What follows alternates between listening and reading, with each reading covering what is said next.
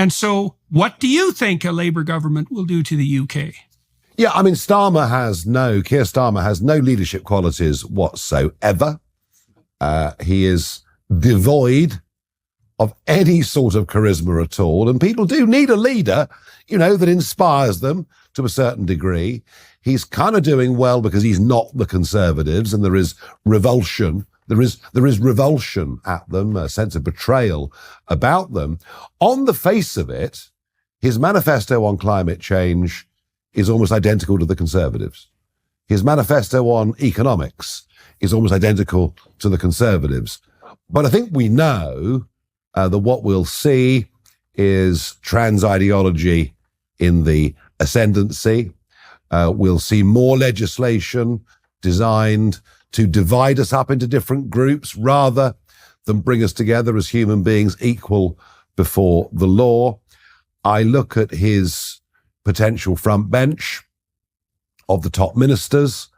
I see very little competence whatsoever. He's almost going to win by default, as opposed to, a big enthusiastic wave of support.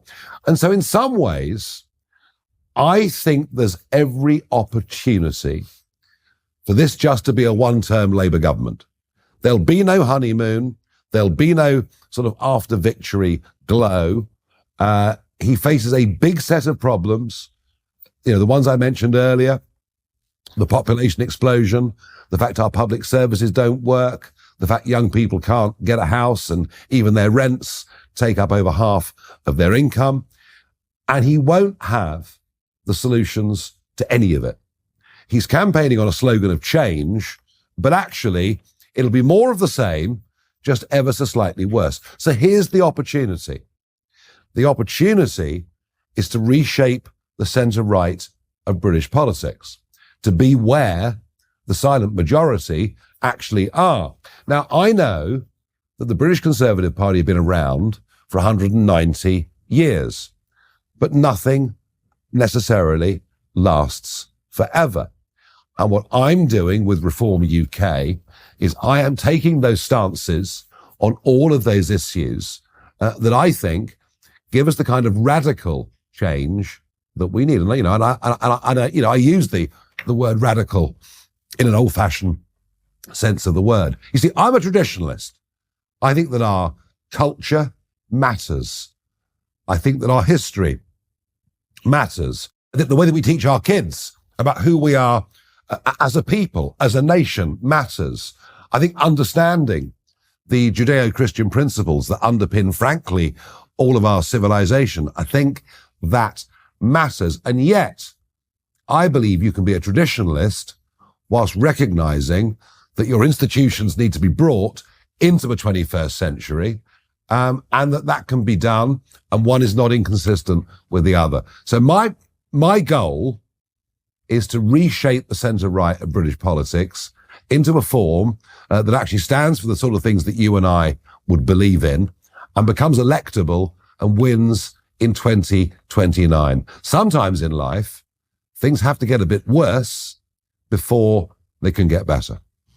So let me go at you with the typical leftist radical critiques, let's say, of the UK.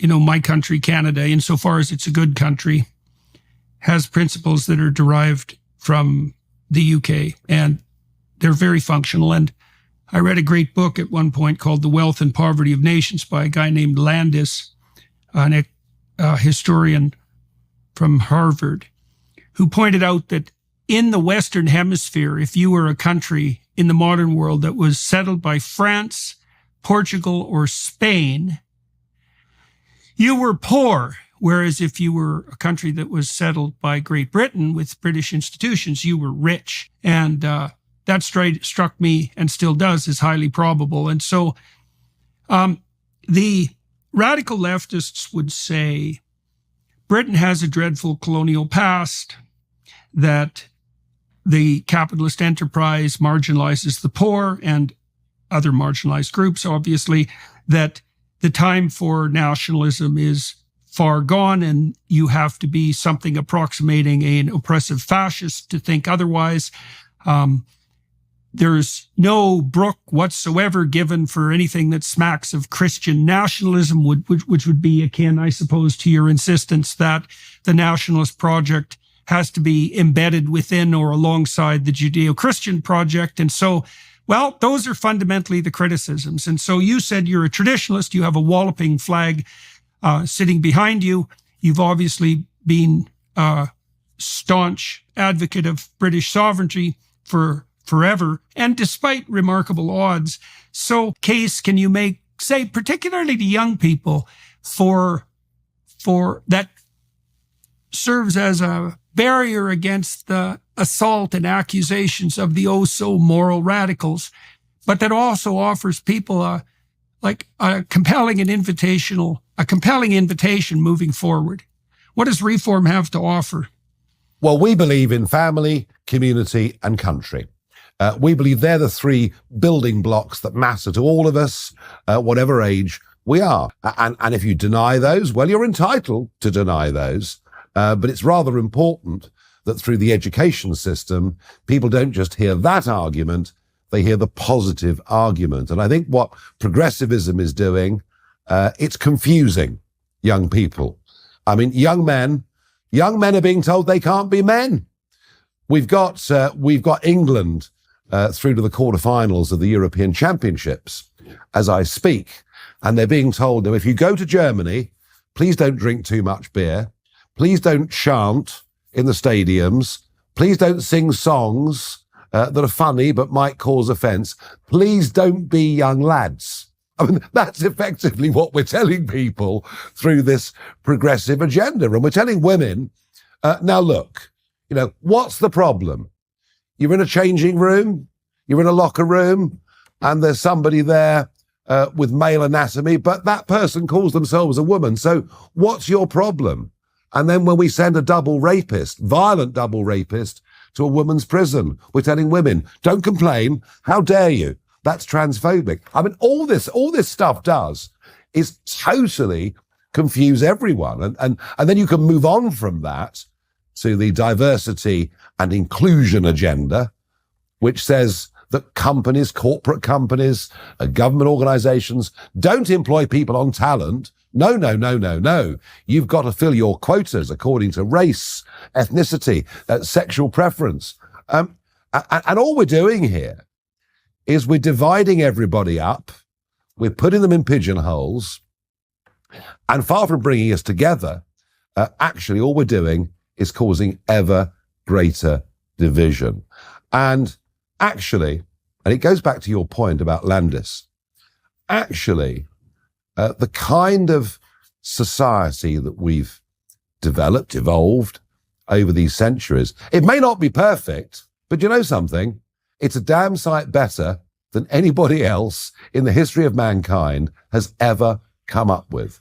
And, when you see that nearly 25% of 18 to 24-year-old Islamic men and women born in this country now think jihad is an acceptable principle, you realize that if we're not careful, this progressivism is going to destroy our society as we know it, lead to chaos, and make us poorer. That's the case to put to young people. And you know what's exciting? What's really exciting about this is all through my years of battling for sovereignty and borders, my supporters were over 45, over 50.